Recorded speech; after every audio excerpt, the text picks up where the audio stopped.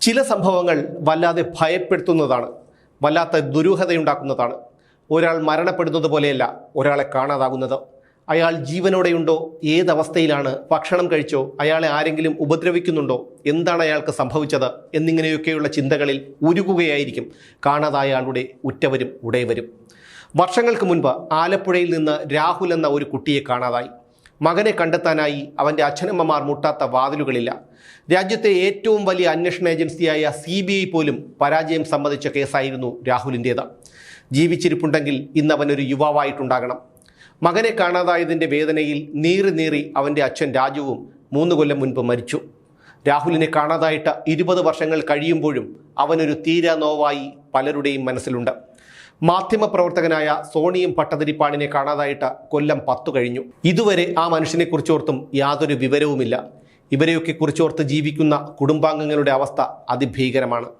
ഇതിനകം കേരളത്തിൽ 100 കണക്കിന് തിരോധാനങ്ങൾ നടന്നിട്ടുണ്ട്. ചിലരെയൊക്കെ കൊലപ്പെടുത്തിയതായി പിന്നീട് തെളിഞ്ഞു.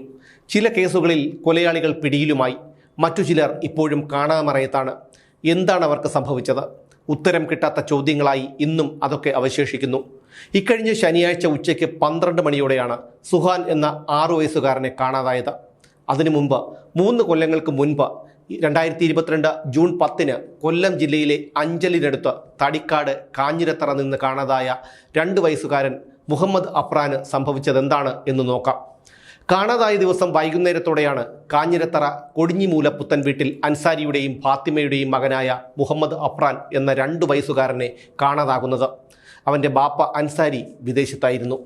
അഫ്രാനെ മുത്തശ്ശിയെ ഏൽപ്പിച്ചിട്ടാണ് അവൻ്റെ ഉമ്മ ഫാത്തിമ മൂത്ത കുട്ടിയുമായി അയൽപ്പക്കത്തുള്ള വീട്ടിലേക്ക് പോയത്. ഫാത്തിമ പോയി കുറച്ചു കഴിഞ്ഞപ്പോഴേക്കും അഫ്രാൻ്റെ കരച്ചിൽ കേട്ടു. എന്തിനാണ് അവൻ കരയുന്നത് എന്നറിയാനായി ഫാത്തിമ ഓടി വീട്ടിലേക്കെത്തി. എന്നാൽ അഫ്രാനെ അവിടെ എങ്ങും കണ്ടില്ല. ഫാത്തിമ നിലവിളിച്ചു. അവളുടെ നിലവിളി കേട്ട അയൽക്കാർ ഓടിയെത്തി. കുഞ്ഞിനെ കാണാനില്ലെന്നുള്ള വാർത്ത കാട്ടുതീ പോലെ നാട്ടിലാകെ പടർന്നു. പറഞ്ഞും കേട്ടും അറിഞ്ഞവരൊക്കെ ആ വീട്ടിലേക്ക് ഓടിയെത്തി. അവരൊന്നാകെ അവിടമാകെ അഫ്രാനെ തിരഞ്ഞു. ഇതിനിടെ കുട്ടിയെ തട്ടിക്കൊണ്ടുപോയതാണെന്ന് ചിലർ പറഞ്ഞു. പോലീസ് ആ വഴിക്കും അന്വേഷണം നടത്തി. പക്ഷേ കുട്ടിയെ തട്ടിക്കൊണ്ടുപോയതാണെങ്കിൽ ആരെങ്കിലും കാണേണ്ടതാണ്. മകനെ മുത്തശ്ശിയുടെ അടുത്താക്കിയിട്ട് ഫാത്തിമ അയൽപക്കത്ത് പോയിട്ട് വളരെ കുറച്ചു നേരമേ ആയിരുന്നുള്ളൂ. അപ്പോഴൊന്നും ആ പരിസരത്ത് അപരിചിതരായ ആരെയും കണ്ടിരുന്നുമില്ല. സംശയാസ്പദമായ തരത്തിൽ ആരെയും ആ പരിസരവാസികൾ ആരും കണ്ടിരുന്നില്ല. നേരം ഇരുണ്ടു, രാത്രിയായി. ആ രാത്രി മുഴുവൻ 100ഓളം വരുന്ന നാട്ടുകാരും ഫയർഫോഴ്സും പോലീസുമൊക്കെ പരിസരം മുഴുവൻ അഫ്രാനെ തിരഞ്ഞു നടന്നു. തൊട്ടയൽപക്കത്തുള്ള കിണറുകളിലും മറ്റും അഫ്രാനെ തിരഞ്ഞു.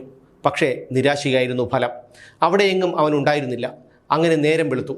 അപ്പോൾ അത്ഭുതപ്പെടുത്തുന്ന ചില സംഭവങ്ങളാണ് അവിടെ നടന്നത്. സമയം 7 മണി. അഫ്രാൻ്റെ വീടിൻ്റെ പിന്നിലായി ഏകദേശം 1 കിലോമീറ്ററോളം ദൂരം റബ്ബർ തോട്ടമാണ്. തനിച്ച് മുതിർന്നവർ പോലും അങ്ങോട്ടേക്ക് പോകാൻ മടിക്കും. പകൽ പോലും ആരും അങ്ങോട്ടേക്ക് പോകാറില്ല. ഈ റബ്ബർ തോട്ടത്തിൽ ടാപ്പിങ്ങിനെത്തിയ തൊഴിലാളി ഒരു കാഴ്ച കണ്ടു. കാണാതായ 2 വയസ്സുകാരൻ അഫ്രാൻ ആ റബ്ബർ തോട്ടത്തിലിരിക്കുന്നു. അയാൾ ഉറക്കെ വിളിച്ചു. ആ വിളി കേട്ട് ആൾക്കാരെല്ലാം അങ്ങോട്ടേക്കെത്തി. അവർ അത്ഭുതപ്പെട്ടു. പകൽ പോലും തനിച്ച് ആരും വരാത്ത ഇടത്താണ് ഒരു രാത്രി മുഴുവൻ ആ 2 വയസ്സുകാരൻ കഴിഞ്ഞത് എന്നുള്ളത് ആർക്കും വിശ്വസിക്കാൻ കഴിഞ്ഞില്ല. അതുമാത്രവുമല്ല, അഫ്രാനെ കണ്ടെത്തിയ സ്ഥലത്ത് തലേ ദിവസം രാത്രി 11 മണിയോടെ 3 സംഘങ്ങളായി തിരിഞ്ഞ് നാട്ടുകാർ തിരച്ചിൽ നടത്തിയതാണ്. ആ തോട്ടത്തിനിടയിൽ ഒരു പൊട്ടക്കിണറുണ്ടായിരുന്നു.